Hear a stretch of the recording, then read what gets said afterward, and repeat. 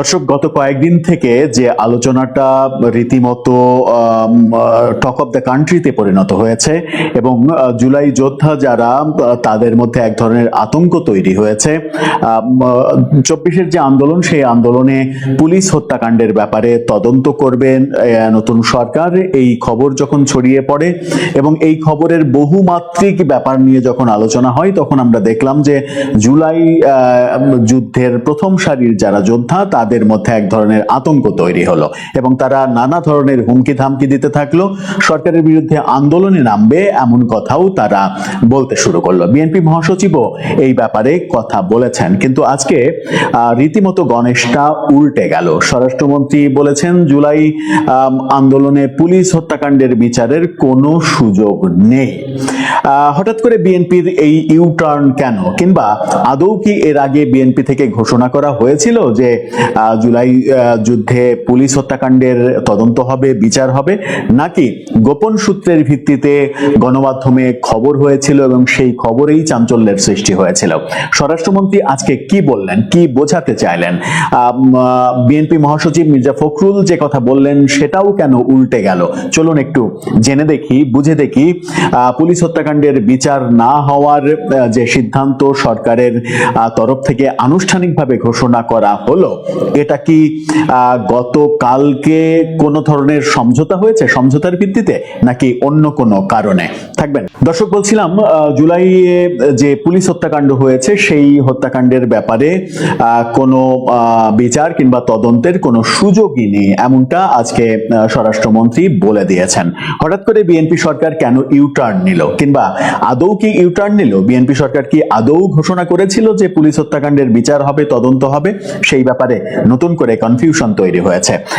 এই শিরোনামটা আপনারা দেখে নিন, শিরোনামটা দেখে নিলেই বুঝতে পারবেন। সেখানে বলা হচ্ছে যে স্বরাষ্ট্রমন্ত্রী বলছেন জুলাই আন্দোলনে পুলিশ হত্যার তদন্ত করার সুযোগ নেই। সুযোগ নেই এই কথা যখন বলছেন, তখন তিনি কি বলেছেন?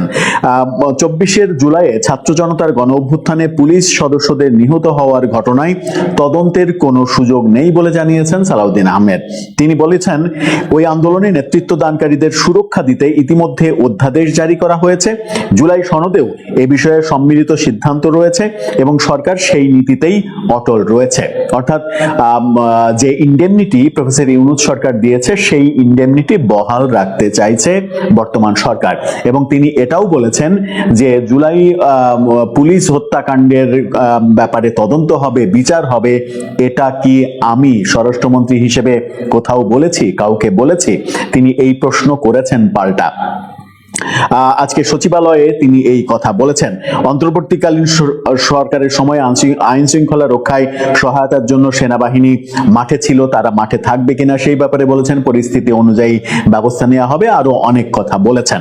তিনি আরো একটা মজার ব্যাপার বলেছেন। তাকে প্রশ্ন করা হয়েছিল, বিডি নিউজ 24 যেটা বলছে সেটা হচ্ছে যে এক সাংবাদিক জানতে চান স্বরাষ্ট্রমন্ত্রীর বরাত দিয়ে বিএনপি মহাসচিব ও স্থানীয় সরকার মন্ত্রী মির্জা ফখরুল ইসলাম আলমগীর বলেছেন জুলাইয়ে নিহত পুলিশ সদস্যদের বিষয়ে স্বরাষ্ট্রমন্ত্রী যেটা বলেছেন সেই অনুযায়ী চলবে এবং তদন্ত হবে, এই কথাও বলেছেন মির্জা ফখরুল ইসলাম আলমগীর।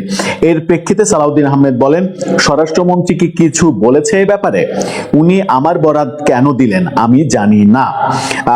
এই কথা যখন বলেন তখন ব্যাপারটা পরিষ্কার হয়ে যায় যে স্বরাষ্ট্রমন্ত্রী সালাউদ্দিন আহমেদ এটা বলতে চাইলেন যে পুলিশ হত্যাকাণ্ডের তদন্ত কিংবা বিচারের কোনো কথা তিনি বলেননি।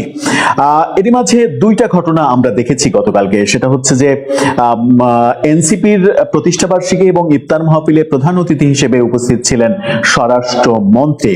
এরপরে রাতে আমরা দেখেছি এনসিপি বিভিন্ন নেতাদের ফেসবুক পোস্ট, এবং সেই ফেসবুক পোস্টে অনুমান করা যাচ্ছিল যে সামথিং হ্যাপেন এবং তারা অনেক বেশি খুশি হয়েছে। আলহামদুলিল্লাহ লিখে পোস্ট করতেও দেখা গেছে এনসিপি নেতাদের। আমরা দেখেছি যে মাননীয় প্রধানমন্ত্রী জামাতের ইফতার মাহফিলে উপস্থিত হয়েছেন। জামাতের ইফতার মাহফিলে তিনি প্রধান অতিথি হিসেবে উপস্থিত থেকে ইফতার করেছেন জামাতের সঙ্গে। একই দিনে এই দুইটা ঘটনা ঘটেছে। তাহলে কি ব্যাপারটা এরকম হলো যে এনসিপি সরকারকে কিংবা জামাত সরকারকে রিকোয়েস্ট করে এই সিদ্ধান্তের দিকে যেতে বলছে, কিংবা তাদের রিকোয়েস্টেই সরকার তাদের যে সিদ্ধান্ত ছিল সেই সিদ্ধান্ত থেকে ফিরে আসছে? আবার সরকারের যে সিদ্ধান্ত ছিল সেটাকেই আপনি কিভাবে বলবেন? কারণ স্বরাষ্ট্রমন্ত্রী তিনি নিজে বলছেন যে স্বরাষ্ট্রমন্ত্রী হিসেবে আমি কি এই ব্যাপারে কোনো কথা বলেছি?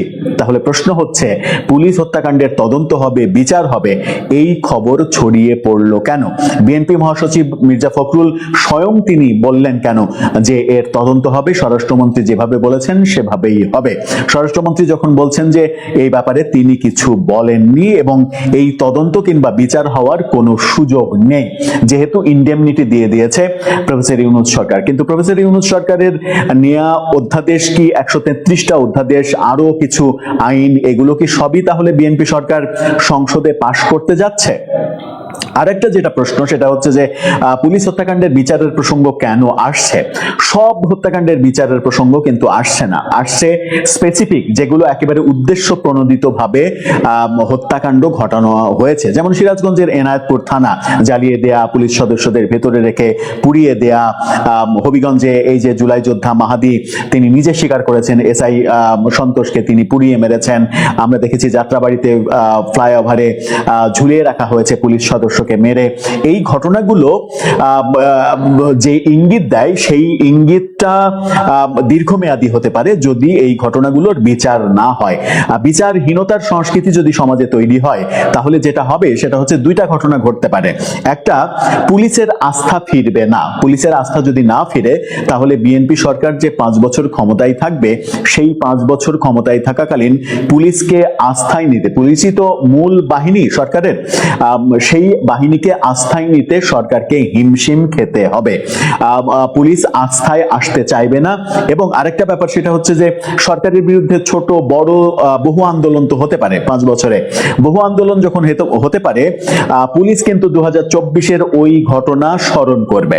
ওই ঘটনা যখন স্মরণ করবে তখন তারা এরকম সিদ্ধান্তে যদি চলে যায় যে সরকারের বলাতে আমরা কারোর উপরে চড়াও হব না, কাউকে মারবো না, কোনো আন্দোলন প্রতিহত করব না, তাহলে কিন্তু একটা বড় ধরনের বিশৃঙ্খল পরিবেশ তৈরি হবে। সরকার এক ধরনের অসহায় হয়ে পড়তে পারে। সুতরাং এই সিদ্ধান্ত মানে হ্যাঁ, এরকম একটা ব্যাপার হতে পারতো যে আমরা এটা তদন্ত করে বাছাই করব যে কোনটা হত্যাকাণ্ড আর কোনটা দুর্ঘটনা ক্রমে ঘটে গেছে, জনরোষে সামনাসামনি যুদ্ধে মারা গেছে সেরকমটা কোনটা, আর কোনটা স্পেসিফিক টার্গেটেড হত্যাকাণ্ড। সেই ব্যাপারগুলো যদি আলাদা করা যেত, যে টার্গেটেড ব্যাপারগুলো নিয়ে অন্তত যদি স্পেসিফিক কোনো সিদ্ধান্ত নেওয়া হতো, তাহলেও অন্তত পুলিশ বাহিনীর বোধহয় আস্থা ফিরে আসতো।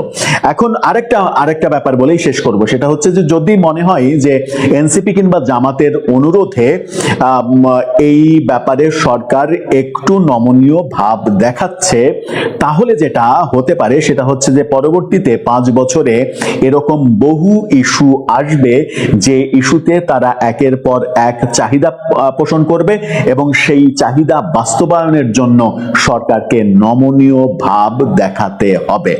সেই দিকে কি এগোবে বিএনপি সরকার, নাকি তারা যে পথে এগোচ্ছে সেটা ঠিকই আছে? দর্শক, আপনার কি মনে হয়, বিএনপি কি শুরুতেই একটা ভুল পথে গেল, নাকি যে পথে গেল সেটাই তাদের জন্য সেফ ওয়ে? আবার এই ঘটনার সঙ্গে বিএনপির সরকারের যে অবস্থান স্পষ্ট করা হলো, সেই ঘটনার সঙ্গে বিদেশি কোনো চাপও রয়েছে কিনা? জুলাই গণ অভ্যুত্থানে নিহত পুলিশ সদস্যদের তদন্ত কি তবে থমকে গেল?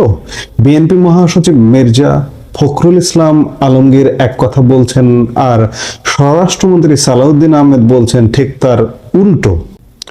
আজ সচিবালয়ে স্বরাষ্ট্রমন্ত্রীর একটি মাত্র বাক্য পুরো রাজনৈতিক অঙ্গনে তোলপাড় সৃষ্টি করেছে। তিনি সাফ জানিয়ে দিলেন, আমি এ বিষয়ে কোনো বক্তব্য দেইনি। তাহলে ফখরুল ইসলাম আলমগীর কেন এমন দাবি করলেন?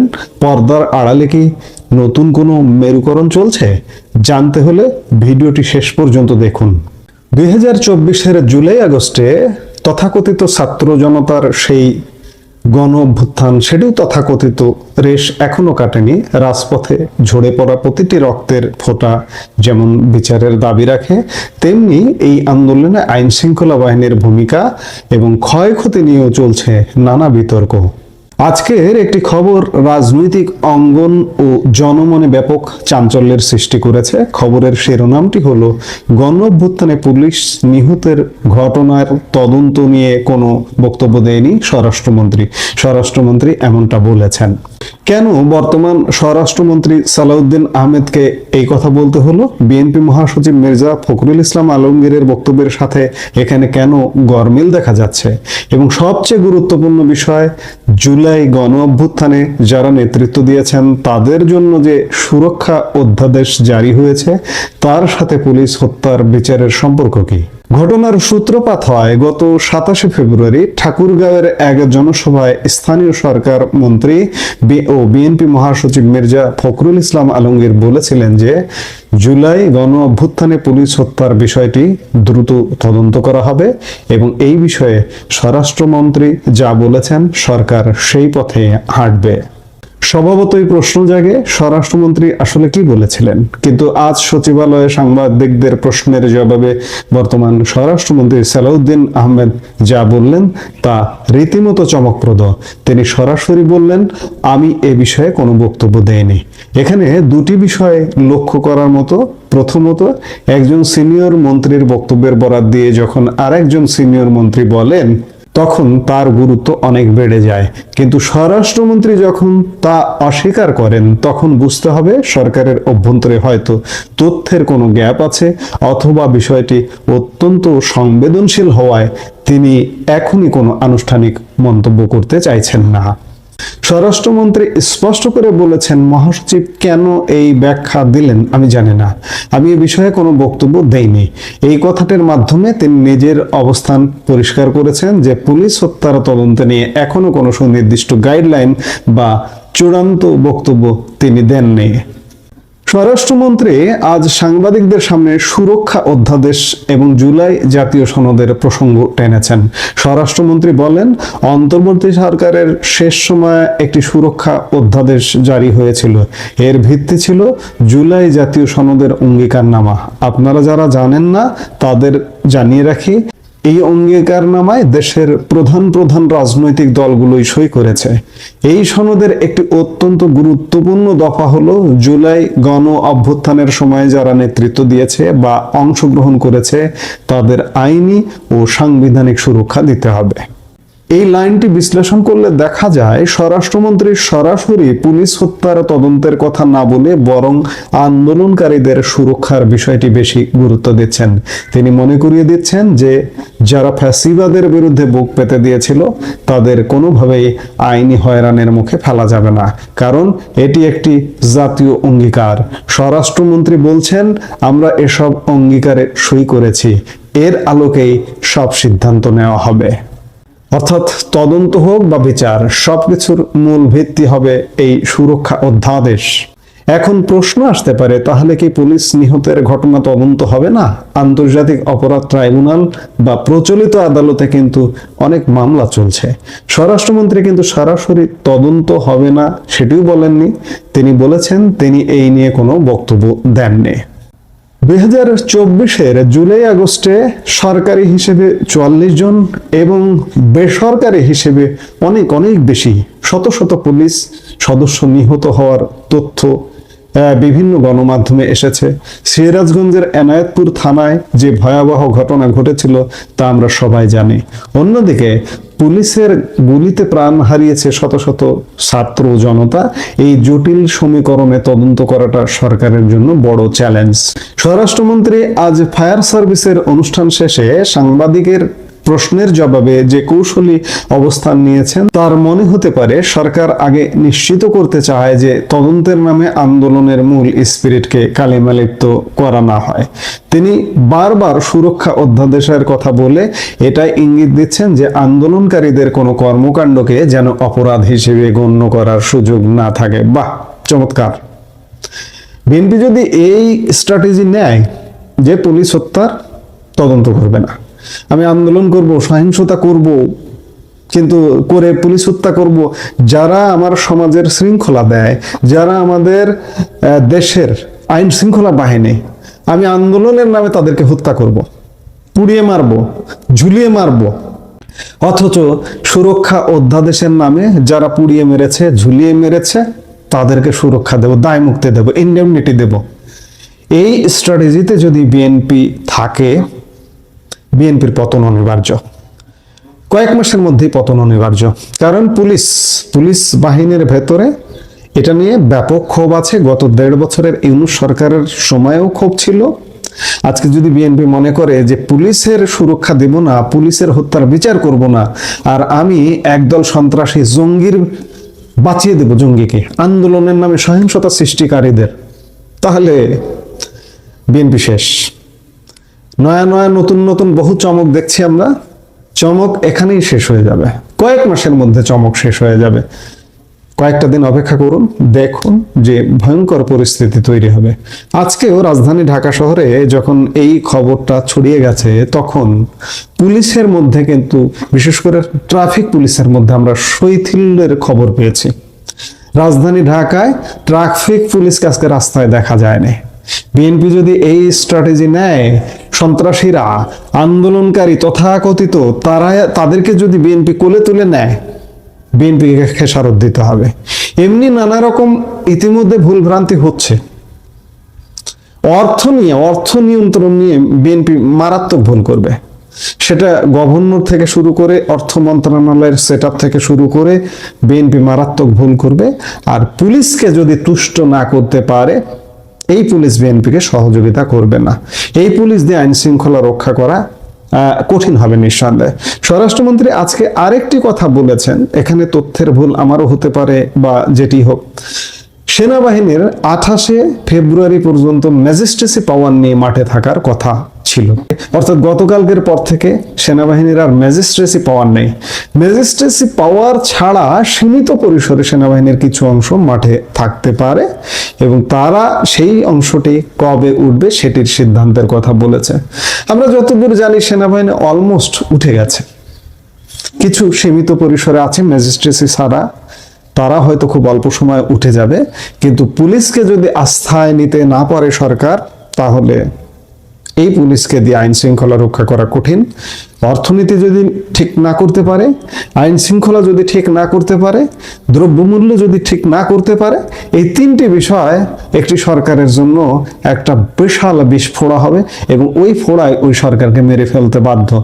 এখন দেখার বিষয় যে পুলিশের হত্যার তদন্ত নিয়ে এই ভেলকিবাজি, বিএনপি মহাসচিব এক কথা বলছেন, স্বরাষ্ট্রমন্ত্রী আর এক কথা বলছেন, এই এক কথা আর এক কথা কিন্তু আপনাদের রক্ষা করবে না। আপনাদের সিদ্ধান্ত নিতে হবে আপনারা কাদের সুরক্ষা দিতে চান।